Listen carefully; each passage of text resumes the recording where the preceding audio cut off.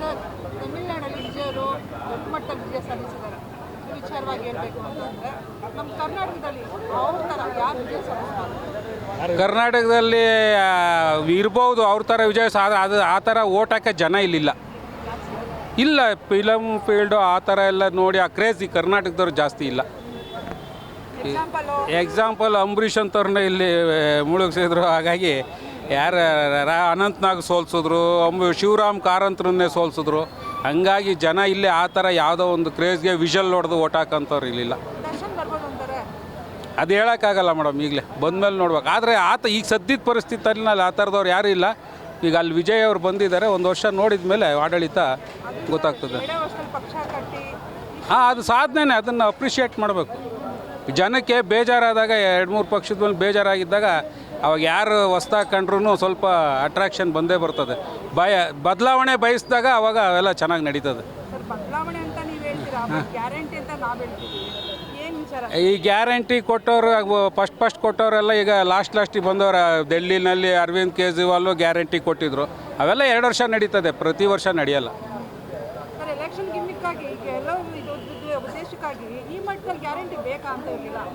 ಅದು ಬೇಕಿಲ್ಲ ಮೇಡಮ್. ಆದರೆ ಯಾರು ಸುಪ್ರೀಂ ಕೋರ್ಟ್ನವ್ರು ತೀರ್ಮಾನ ತಗೋಬೇಕಿದೆ. ಹೌದು, ಕೊಡಬೇಕು. ಇವರು 3,000 ಹೇಳಿರೋ ಅವ್ರು 4,000 ಹೇಳಿದ್ರೇ ಓಟ್ ಹಾಕೋದು. ಇಲ್ದಿರ ಯಾರು ಓಟ್ ಹಾಕ್ತಾರೆ?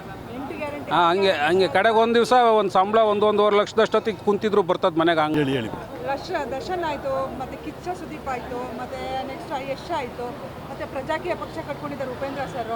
ಇವ್ರು 4ರಲ್ಲಿ ಯಾರು ಬರ್ಬೋದು? ಆ ದೊಡ್ಡ ಮಟ್ಟದಲ್ಲಿ ವಿಜಯ ಸಾಧಿಸ್ಬೋದು ಅಂತೀರಾ? ನನಗನ್ಸಿದ ಮಟ್ಟಿಗೆ ಆ ಮಟ್ಟದಲ್ಲಿ ಇವ್ರು ಯಾರೂ ಬರೋಲ್ಲ ಅನಿಸುತ್ತೆ. ಯಾಕಂದರೆ ಕರ್ನಾಟಕದಲ್ಲಿ ಅಷ್ಟು ಅಂಥ ಮೂರ್ಖ ಜನ ಇಲ್ಲ. ಹೌದು, ಅಷ್ಟು ಫಿಲಮ್ ಫೀಲ್ಡಲ್ಲಿರೋರಿಗೆ ಅಷ್ಟೊಂದು ಬೂಸ್ಟ್ ಮಾಡಿ ಓಟ್ ಹಾಕಿ ಗೆಲ್ಸೋಂಥವ್ರು ಜನ ಇಲ್ಲ ಕರ್ನಾಟಕದಲ್ಲಿ. ಇಲ್ಲ, ಬುದ್ಧಿವಂತರು ಕರ್ನಾಟಕದವರು ನಿಜವಲ್ಲ.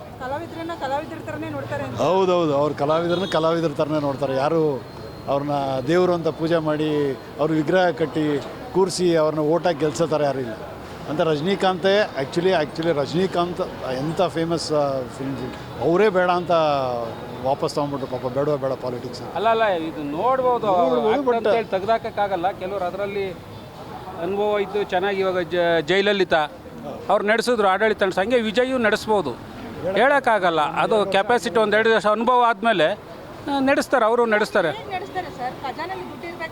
ಅದು ಹೆಂಗೆ ಆಮೇಲೆ ನಡೆಸ್ತಾರೆ ಮೇಡಮ್. ನಿಮಗೂ ಗೊತ್ತಾ ದುಡ್ಡು ಹೆಂಗೆ ಬರ್ತದೆ ಅಂತ? ಬರ್ತದೆ. ಈಗ ಇಲ್ಲಿ ನಡೆಸ್ತಾ ಇಲ್ವಾ ಕರ್ನಾಟಕದಲ್ಲಿ?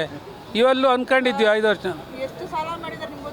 ಅದು ನಮಗೆ ಸಾಲದ ಕಟ್ಕೊಂಡು ಏನಾಗಬೇಕು ಮೇಡಮ್? ಈಗ ಸದ್ಯಕ್ಕೆ ಕೊಡ್ತಾವ್ರಾ? ಅದು ಸಾಕು ಅಷ್ಟೇ. ಅಲ್ಲೂ ಅದೇ ಥರ ಹೆಂಗೋ ಮಾಡ್ತಾರೆ. ಅದು ನೋಡೋಣ ಬಿಡಿ, ಆಮೇಲೆ ಅಷ್ಟೊತ್ತಿಗೆ ನಾವಿರಲ್ಲ, ಕಂಟಿನ್ಯೂ ಆಗೋಷ್ಟೊಳಗೆ. ಅದೆಲ್ಲ ಒಂದು ಅದು ಎಲ್ಲ ಬದಲಾವಣೆಗಳು ಆಗ್ತಾ ಇರಬೇಕು. ಹೊಸ ನೀರು ಬರ್ತಾ ಇದ್ದಾಗ ಹಳೆ ನೀರೆಲ್ಲ ಹೋಗ್ತದೆ. ಆಮೇಲೆ ಇನ್ಯಾವುದೋ ಗ್ಯಾರಂಟಿ ಕೊಡ್ತಾನೆ, ಅವಾಗ ಇವ್ರು ಹೋಗ್ತಾರೆ, ಅವ್ರು ಬರ್ತಾರೆ. ಅದು ಕಾಮನ್, ಅದು ರುಟೀನಾಗಿ ನಡೀತಾ ಇರ್ತದೆ. ಅದು ಏನು ಮಾಡೋಕ್ಕಾಗಲ್ಲ. ಇವಾಗ ನಡೆಸ್ತಾರೆ, ಅವರು ನಡೆಸ್ತಾರೆ. ಇವಾಗ ಜಯಲಲಿತಾ, MGR, NTR ನಡೆಸಲಿಲ್ವ ಆಡಳಿತ? ಹಂಗೆ ಇವರು ನಡೆಸ್ತಾರೆ. ಅದು ಆವಾಗ ಕಾಲ ಹಂಗಿತ್ತು. ಕಾಲ ಬದಲಾವಣೆಗೆ ತಕ್ಕನಾಗಿ ನಡ್ಕೋಬೇಕು ಇವರು ಅಷ್ಟೇ. ಏನು ಮಾಡೋಕ್ಕಾಗಲ್ಲ. ಒಬ್ಬರು ಗ್ಯಾರಂಟಿ ಕೊಟ್ಮೇಲೆ ಇನ್ನೊಬ್ರು ಕೊಡ್ದಲ್ಲೇ ನಾನು ಶಾಂತಿಯುತವಾಗಿ ಇದಾಗಿ ಏನು ಕೊಡ್ದಲ್ಲೇ ನನಗೆ ಓಟ್ ಹಾಕ್ರಪ್ಪ ಅಂದರೆ ಯಾರು ಹಾಕ್ತಾರೆ? ಅವಾಗ ಇವ್ರು ಮೂರ್ಖರಾಗ್ಬಿಡ್ತಾರೆ. ಹಂಗೆ ಹೇಳ್ದಲ್ಲೇ ಅವ್ನಿಗೆ ಗೊತ್ತಾಗಲ್ಲ, ಅವ್ನು 3 ಕೊಡ್ತಾವೆ, ನೀನು 3 ಏನಾದರೂ ಅನೌನ್ಸ್ ಮಾಡಿ ಹೋಗ್ಬೇಕಾಯ್ತು ಅಂತ ಹೇಳ್ತಾರೆ. ಹಂಗಾಗಿ ಈಗ ನಾವು ಗೆಲ್ಲಬೇಕು ಅಂತಂದರೆ ಯಾರೇ ನಿಂತ್ಕೊಂಡ್ರು ಒಂದು ಗ್ಯಾರಂಟಿ ಕೊಟ್ಬಿಟ್ರೆ ಗೆದ್ಬಿಡ್ತಾರೆ ಅಂತೀರಾ? ಹಂಗೆ ಇಲ್ಲ, ಗ್ಯಾರಂಟಿ ಕೊಟ್ಟು ಸೋತಿರೋರು ಬೇಕಾದಷ್ಟು ಜನವ್ರೆ.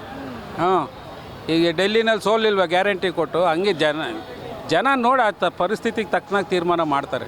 ಗ್ಯಾರಂಟಿಯಿಂದಲೇ ಗೆಲ್ತೀವಿ ಅಂತಲೂ ಇಲ್ಲ, ಅಥವಾ ಗ್ಯಾರಂಟಿ ಕೊಡ್ದಲೇ ಹೋದ್ರೂ ಕಷ್ಟ. ಗ್ಯಾರಂಟಿ ಕೊಟ್ಟರು 1-2 ವರ್ಷ ನಡೀತದೆ. ಅವರು ಮಾಡೋ ಕೆಲಸದ ಮೇಲೆ ಹೋಗ್ತದೆ ಅಷ್ಟೇ. ಈ ಕರ್ನಾಟಕ ಇಲ್ಲ ಮೇಡಮ್. ಕರ್ನಾಟಕದಲ್ಲಿ ಆ ಥರದವ್ರು ಯಾರೂ ಇಲ್ಲ. ಆ ಥರದವ್ರಿಗೆ ಓಟ್ ಹಾಕಿ ಗೆಲ್ಸೋಂಥ ಇದು ಗೆದ್ದರೆ ಒಂದು 5 ಜನ 10 ಜನನ ಗೆಲ್ಲಿಸ್ಬೋದು, ಅಥವಾ 10 ಜನ 20 ಜನ MLAಗಳು ಗೆಲ್ಲಿಸ್ಬೋದು. ಬಿಟ್ಟರೆ ಎಲ್ಲನೂ ಮೆಜಾರಿಟಿ ಬರೋ ಥರ ಆ ಥರ ಕ್ಯಾಂಡಿಡೇಟ್ ಆ ಥರ ಜನ ನಮ್ಮಲ್ಲಿ ಓಟ್ ಹಾಕಲ್ಲ. ನಮ್ಮಲ್ಲಿ ಕರ್ನಾಟಕದಲ್ಲಿ ಹಾಕಲ್ಲ. ಅವರು